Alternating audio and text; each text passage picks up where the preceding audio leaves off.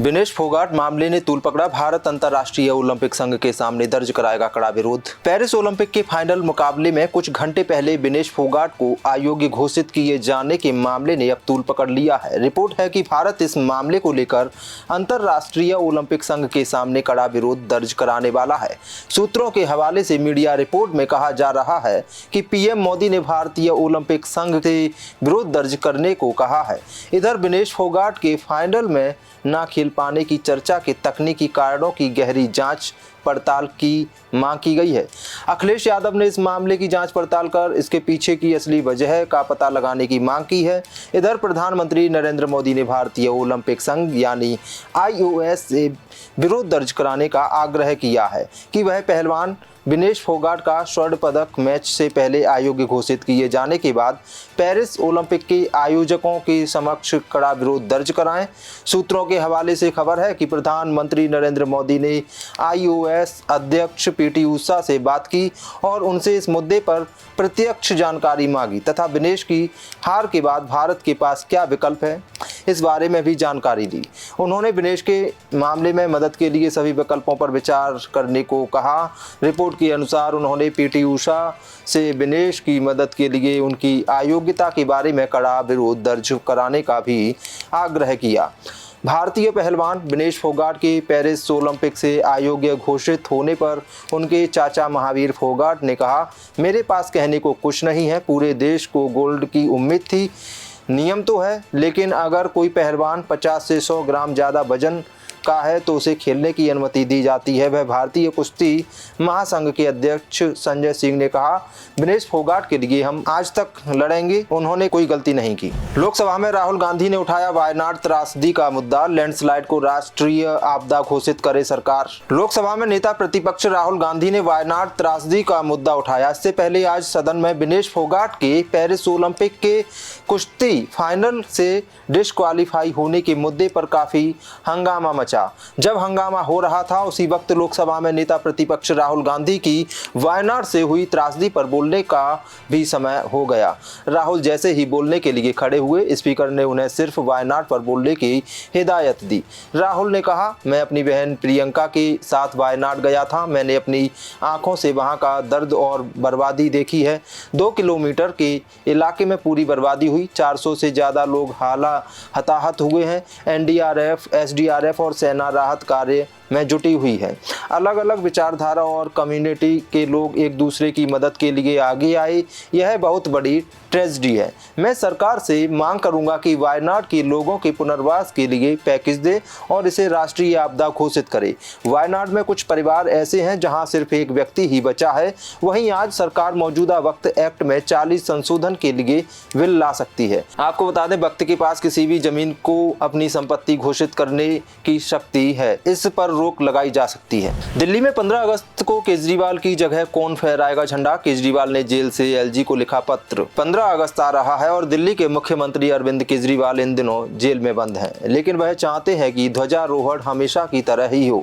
Jail में होने की वजह से वह ध्वजारोहण नहीं कर पाएंगे, लेकिन दिल्ली CM चाहते हैं कि उनकी जगह आतिशी झंडा फहराएं। इसे लेकर उन्होंने जेल से ही दिल्ली के LGBK सक्सेना को एक पत्र लिखा है। पत्र में उन्होंने कहा है कि इस बार 15 अगस्त को दिल्ली सरकार की मंत्री आतिशी उनकी जगह झंडा फहराएं। तिहाड़ जेल में अरविंद केजरीवाल ने LG को चिट्ठी लिखकर इस बात को सूचित किया है। चिट्ठी के मुताबिक अरविंद केजरीवाल ने कहा है, 15 अगस्त को मेरी जगह मंत्री आतिशी झंडा फहराएंगी। दरअसल दिल्ली में स्वतंत्रता दिवस के मौके पर हर साल दिल्ली सरकार छत्रसाल स्टेडियम में कार्यक्रम आयोजित करती है, जिसमें मुख्यमंत्री अरविंद केजरीवाल झंडा फहराते हैं। लेकिन इस बार मुख्यमंत्री अरविंद केजरीवाल जेल में हैं, इसलिए उन्हें अपनी कैबिनेट मंत्री आतिशी को झंडा फहराने के लिए अधिकृत किया है। बता दें कि दिल्ली हाईकोर्ट ने बीते सोमवार को शराब घोटाले मामले में CBI की ओर से CM केजरीवाल की गिरफ्तारी को सही ठहराया। हाईकोर्ट ने सोमवार को कहा कि CBI के काम में कोई दुर्भावना नहीं है, जिसने दिखाया है कि आप सुप्रीमो कैसे उन गवाहों को प्रभावित कर सकते हैं जो उनकी गिरफ्तारी के बाद ही गवाही देने का साहस जुटा सकते हैं। आपको बता दें कि CBI ने केजरीवाल को 26 जून को गिरफ्तार किया था उस समय वह ईडी द्वारा जांच किए जा रहे मनी लॉन्ड्रिंग मामले में वो न्यायिक हिरासत में थे। बाद में उन्हें ईडी मामले में सुप्रीम कोर्ट ने अंतरिम जमानत दे दी, लेकिन सीबीआई मामले में उन्हें अभी तक जमानत नहीं मिली है, जिसके चलते वो जेल में।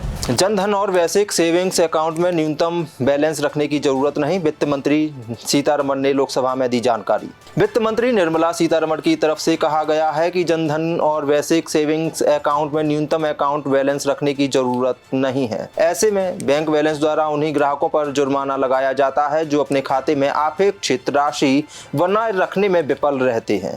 बैंक खातों में ग्राहकों की ओर से न्यूनतम बैलेंस न रखने के कारण 8,500 करोड़ रुपए का जुर्माना सरकारी बैंकों द्वारा बीते 5 वर्षों में वसूल किए जाने के एक सवाल के जवाब में वित्त मंत्री ने ये बात कही।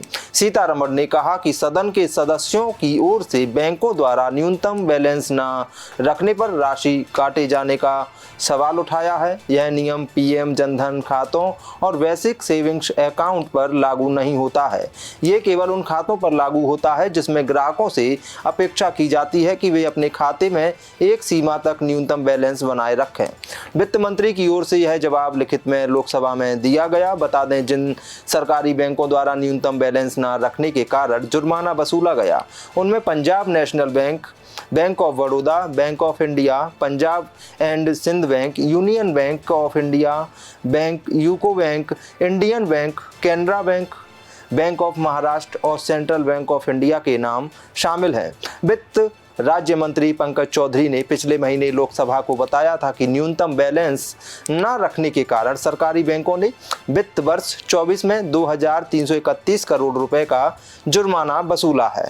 यह राशि पिछले साल वसूल की गई रकम से 25% अधिक थी। वित्त वर्ष 2023 और 24 में पंजाब नेशनल बैंक द्वारा 633 करोड़ रुपए, बैंक ऑफ बड़ौदा द्वारा 386 करोड़ रुपए और इंडियन बैंक द्वारा 369 करोड़ रुपए का जुर्माना न्यूनतम बैलेंस न रखने के लिए वसूला गया है। खुल्लम खुल्ला बोल रहे कांग्रेस के नेता, जो बांग्लादेश में हुआ वो भारत में भी हो सकता है। बांग्लादेश में आरक्षण के मुद्दे को लेकर भड़की हिंसा और उसके चलते प्रधानमंत्री के इस्तीफा देकर देश छोड़कर भागने की चर्चा पूरे देश भर में हो रही है। इस बीच कांग्रेस नेताओं ने भी खुल्लम खुल्ला अपने विवादित बयान देना शुरू कर दिया है। इस पर कांग्रेस नेता और पूर्व विदेश मंत्री सलमान खुर्शीद ने कहा कि बांग्लादेश में जो हुआ वो भारत में भी हो सकता है। सलमान खुर्शीद ने कहा कि भले ही ऊपरी तौर पर भारत में हालात सामान्य दिख रहे हों, लेकिन यहाँ भी बांग्लादेश जैसी हिंसा भड़क सकती है और सरकार विरोधी प्रदर्शन हो सकते हैं। सलमान खुर्शीद ने एक किताब के विमोचन के मौके पर यह बात कही। इसी तरह कांग्रेस नेता और मध्य प्रदेश के पूर्व मंत्री सज्जन सिंह वर्मा ने भी कहा कि बांग्लादेश सरकार की गलत नीतियों की वजह से जनता वहां प्रधानमंत्री आवास में घुस गई, राष्ट्रपति भवन में घुस गई। उन्होंने प्रधानमंत्री नरेंद्र मोदी को चेतावनी देते हुए कहा कि जनता जितनी सड़क पर हिलोरे ले रही है, एक दिन तुम्हारी गलत नीतियों की वजह से प्रधानमंत्री निवास में घुस जाएगी और कब्जा कर लेगी।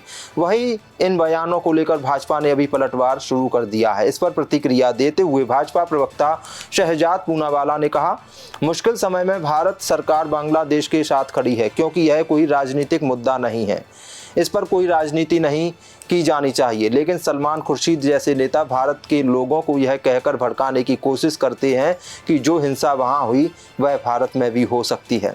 वहीं मध्य प्रदेश सरकार में मंत्री कैलाश विजयवर्गीय ने कहा कि पीएम मोदी का देश है, ये भारत है। इस तरह के हताश नेता ऐसे बयान देकर अराजकता फैलाने की कोशिश कर रहे हैं, उन्हें शर्म आनी चाहिए। देश दुनिया की सभी खबरें देखने के लिए जुड़े रहिए आचरण न्यूज से। आचरण न्यूज, हर कदम आपके साथ।